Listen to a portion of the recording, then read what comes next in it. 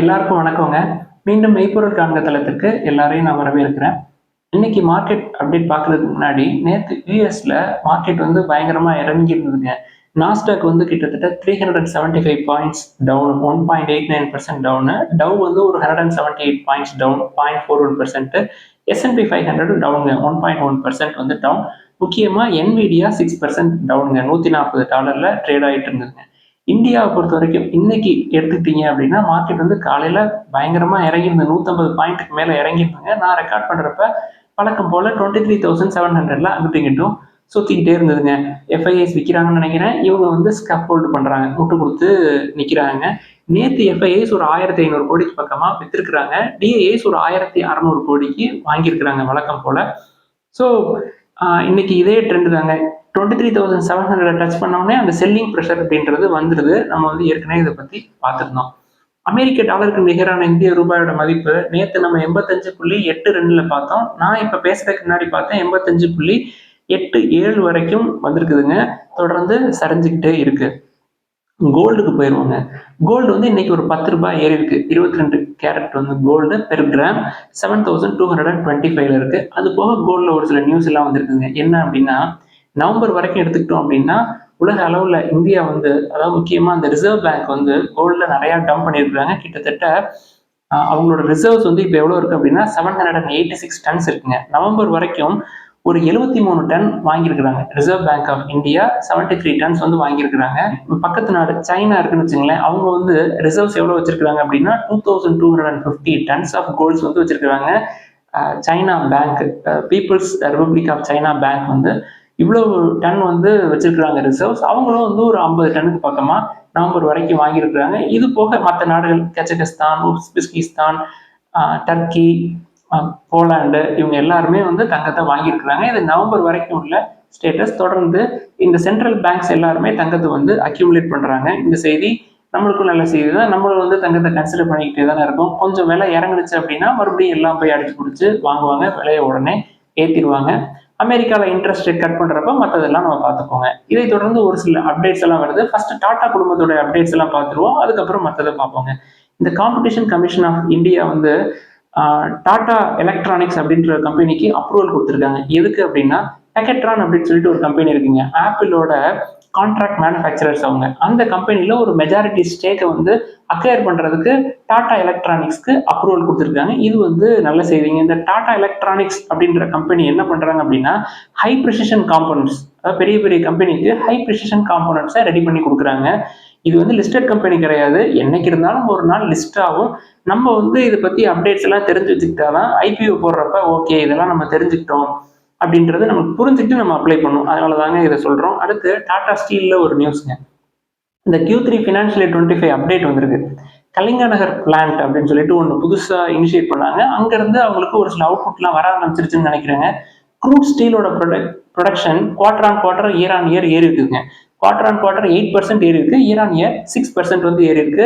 இருந்தாலும் இன்னைக்கு வந்து டாடா ஸ்டீல் ஷேர்ஸ் வந்து பெருசாக ஏறலை. நம்ம வந்து அது இன்னும் கீழே வரும் அப்படின்னு எதிர்பார்த்துட்டு இருக்கோம். ஸோ பார்த்துக்கிட்டே இருப்போம். சான்ஸ் கிடைக்கிறப்ப நம்ம அதில் கன்சிடர் பண்ண முடியுமா அப்படின்னு சொல்லி பார்ப்போங்க. அடுத்து டாடா டெக்னாலஜிஸ்ல ஒரு நியூஸ் வந்திருக்குதுங்க.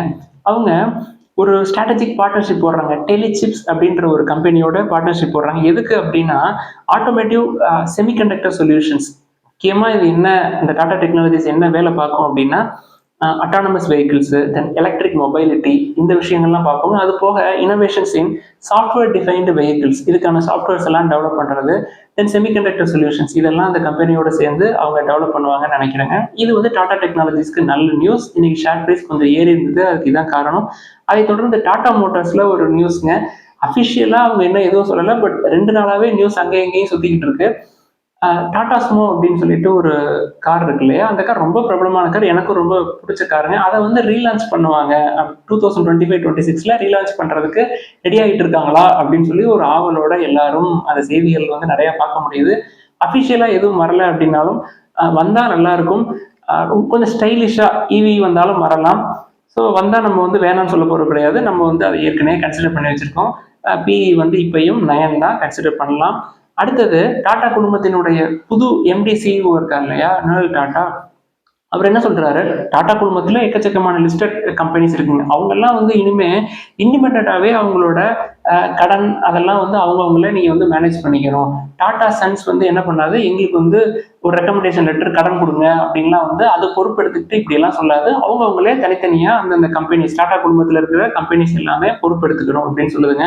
முக்கியமா என்ன சொல்றது, இந்த டாடா டிஜிட்டல், டாடா எலக்ட்ரானிக்ஸ், ஏர் இந்தியா இவங்க எல்லாமே வந்து அவங்களோட ஃபினான்ஷியல் ஆப்ளிகேஷன்ஸை இண்டிபெண்டன்டாவே ஹேண்டில் பண்ணிக்கணும் அப்படின்னு சொல்றாங்க. இது வந்து இவரோட ஸ்ட்ராட்டஜி. அடுத்து மைக்ரோசாஃப்ட் என்ன பண்ண போறாங்க, ஒரு $3 பில்லியன் இந்தியாவில் வந்து இன்வெஸ்ட் பண்ண போறாங்க. என்னென்ன ஏரியாஸ்ல எல்லாம் இன்வெஸ்ட் பண்ண போறாங்க அப்படின்னா, cloud computing, AI infrastructure, upskilling இதுல எல்லாம் இன்வெஸ்ட் பண்ண போறோம் அப்படின்னு சொல்லி அந்த கம்பெனியோட எம்டி சிஇஓ சொல்லியிருக்காங்க. அடுத்தது இந்த பொருளாதார வளர்ச்சி வந்து தொடர்ந்து மந்த நிலையிலேயே இருக்கு, ஸ்லோ டவுன் ஆயிருக்கு இந்த எக்கனாமிக் க்ரோத் அப்படின்னு தொடர்ந்து சொல்லிட்டே இருக்கும் இல்லையா. இப்போ 6.4% வரைக்கும் வர்றதுக்கு சான்ஸ் இருக்கு இந்த ஃபினான்ஷியல் 25ல. இந்த 6.4% அப்படின்றது நேற்று நம்ம ஊரெல்லாம் சொல்லியிருந்தாங்க 6%, 5.9 வரைக்கும் போகும்னு சொல்லியிருந்தாங்க இல்லையா. இந்த 6.4% என்ன அப்படின்னா, இது வந்து ஒரு 4 இயர்ஸ் லோ. இது போன வருஷத்தை கம்பேர் பண்றப்ப இது வந்து ஒரு ஸ்டீப் ஃபால்.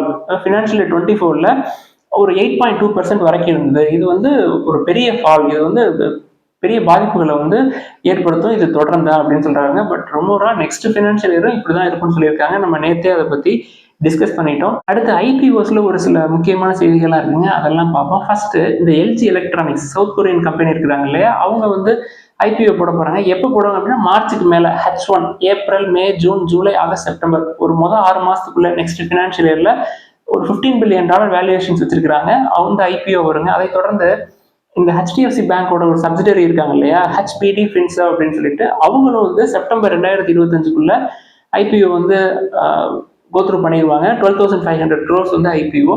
அடுத்தது ஹால்திராம் ஸ்நாக்ஸ் அப்படின்னு சொல்லிட்டு ஒரு கம்பெனிங்க, அவங்களும் வந்து அடுத்த ஒரு வருஷத்துல அந்த கம்பெனியை வந்து லிஸ்ட் பண்ணுவாங்க அப்படின்னு நினைக்கிறேன்.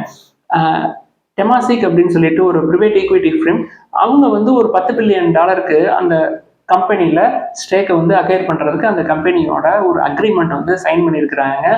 ஸோ கூடிய விரைவே அதோட லிஸ்டிங்கையும் வந்து நம்ம பார்க்கலாம். அடுத்து இந்த ஸ்பந்தனா ஸ்பூர்த்தி அப்படின்னு சொல்லிட்டு ஒரு மைக்ரோ ஃபினான்ஸ் கம்பெனி, நம்ம ஏற்கனவே வீடியோஸில் வந்து பேசியிருக்கோங்க. அந்த சைட்லாம் வந்து மைக்ரோ ஃபினான்ஸ் செக்டர் ரொம்ப வீக்காக இருக்குது டியூ டு டெலிக்வென்ஸ். அது வந்து இன்னும் சரியாகிறதுக்கு இன்னும் ஒரு 6 மாதத்துலேருந்து 1 வருஷம் வரைக்கும் ஆகும். ஏற்கனவே நம்மக்கிட்ட ஒரு மைக்ரோ ஃபினான்ஸ் கம்பெனிஸ் வச்சிருக்கிற லார்ஜ் கேப் இருக்குது, ஒரு மிட் கேப் இருக்குது, இண்டஸ்இண்ட் பேங்க் இருக்குது, தென் ஐடிஎஃப்சியில் ஒரு மைக்ரோ ஃபினான்ஸ் ஆர்ம் இருக்குது. இதெல்லாம் நம்ம பற்றி பார்த்தோம் இல்லையா. இந்த கம்பெனியை பொறுத்த வரைக்கும் பயங்கரமாக புக் வேல்யூவோட பயங்கரமாக குறைஞ்சிருங்க. கிட்டத்தட்ட 1200 300 வரைக்கும்லாம் வந்திருக்கும்னு நினைக்கிறேன். ஸோ அந்த பாயிண்ட் ஆஃப் டைமில் ஒரு லோ லெவலில் கிடைக்கிது அப்படின்னு சொல்லி யாராவது உள்ள என்டர் ஆகி, ஒரு பிக் ஃபிஷ் ஏதாவது என்டர் ஆகி அதை தொடர்ந்து எல்லாரும் அடித்து பிடிச்சி வாங்கினதுல மேலே ஏறிடுச்சா, இல்லை எல்லாருமே ரொம்ப கம்மியான வேல்யூவேஷன்ஸில் இருக்குது உள்ளே போகலாம் அப்படின்னு சொல்லி என்டர் ஆகி ஒரே அடியாக ஒரு 40% தூக்கிட்டாங்களா என்னன்னு தெரியலங்க. ரொம்ப ஹீட்டப் ஆயிருக்கு. இதை பற்றி பேசுங்க அப்படின்னு சொல்லியிருந்தாங்க. இந்த மாதிரி பயங்கரமாக எல்லாரும் போய் அடிச்சு பிடிச்சி வாங்குறப்ப நம்ம போய் தலையை கொடுத்து மாட்டிக்கூடாதுங்க.